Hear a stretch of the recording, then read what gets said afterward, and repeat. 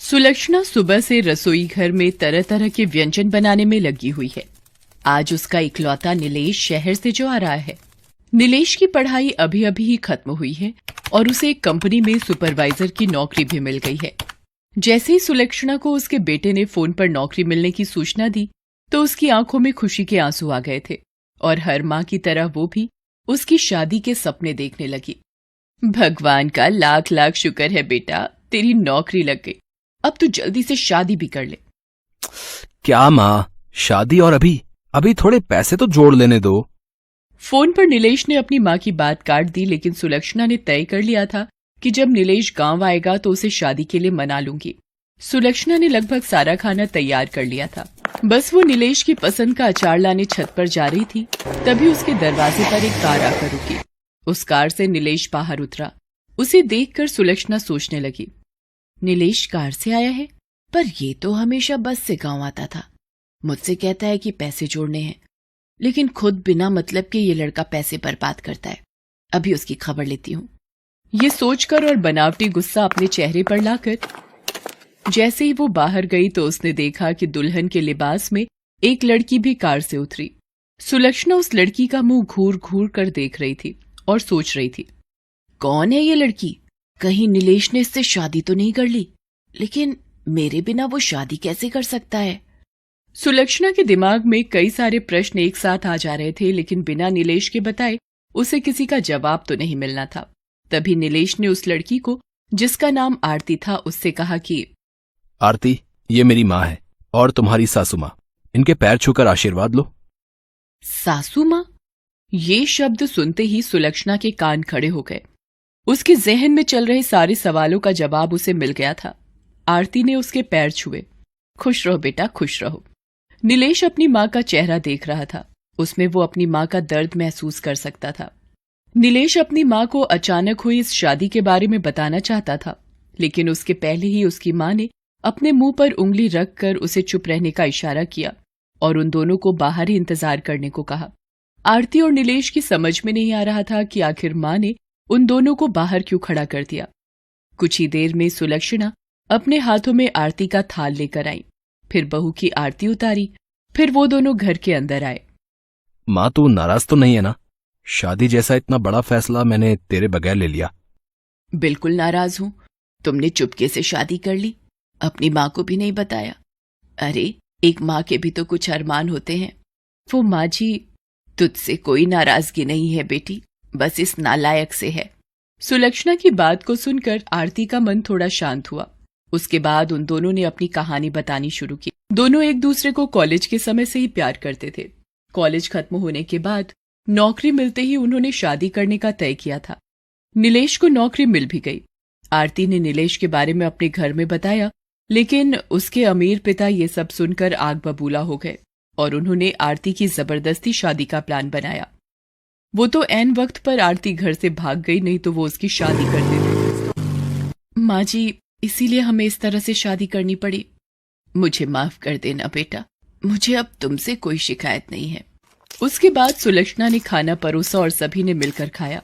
आरती तो सुलक्षणा के हाथों के अचार की फैन हो गई। माँ जी, मैं ये अचार थोड़ा और ले लूं? मुझे बहुत पसंद आए। सच कहिए तो मैंने शहर में इतना अच्छा अचार कभी नहीं खाया। आरती की बात सुनकर सुलक्षणा मुस्कुराकर रह गई। अगले दिन वे तीनों शहर की ओर निकल पड़े। नीलेश जिद करके सुलक्षणा को अपने साथ ले जा रहा था। शहर का किराए का घर सुलक्षणा को बहुत पसंद आया। नीलेश अगले दिन ऑफिस ज्वाइन करने पहुंचा, लेकिन उसे तब बहुत आश्चर्य हुआ कि उसे नौकरी से निकाल दिया गया है।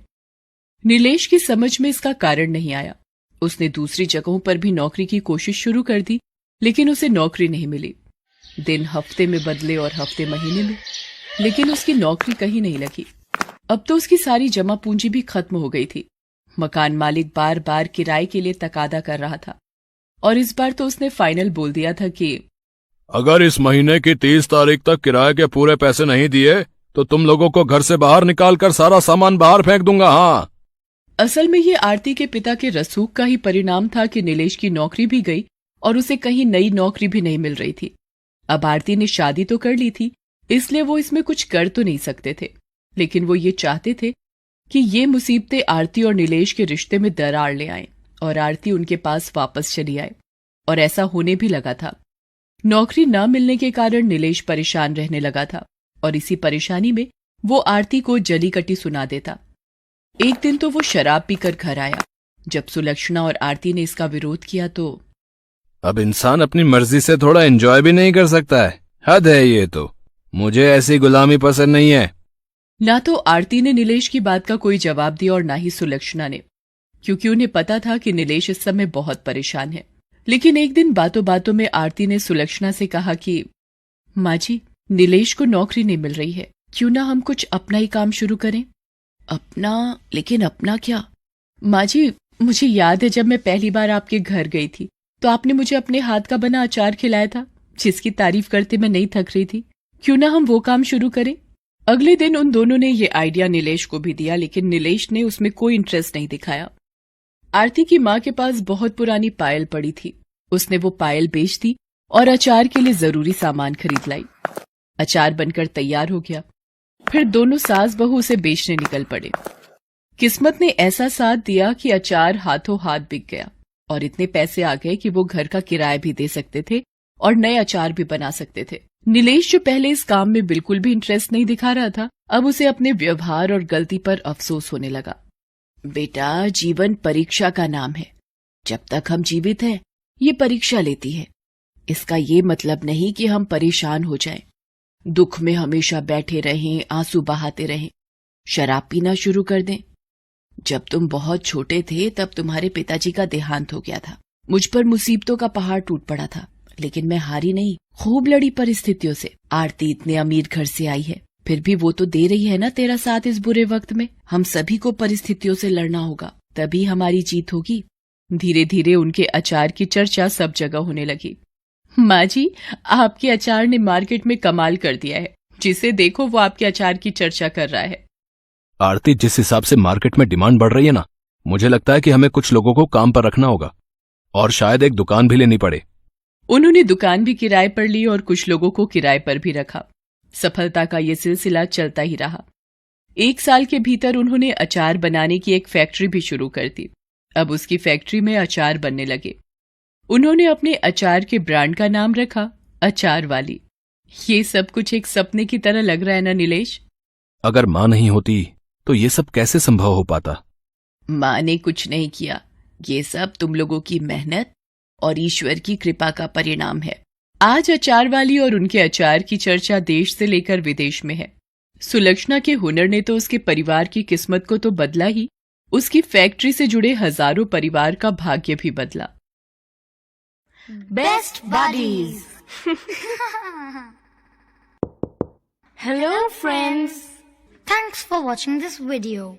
अगर आपको ये वीडियो पसंद आया है तो प्लीज लाइक, सब्सक्राइब, कमेंट्स करें इस वीडियो पर और हाँ, शेयर करना भी ना भूलें। और भी मजेदार वीडियो देखने के लिए नीचे दिए गए बेल आइकॉन को दबाएं। देखते रहिए बेस्ट बडीज।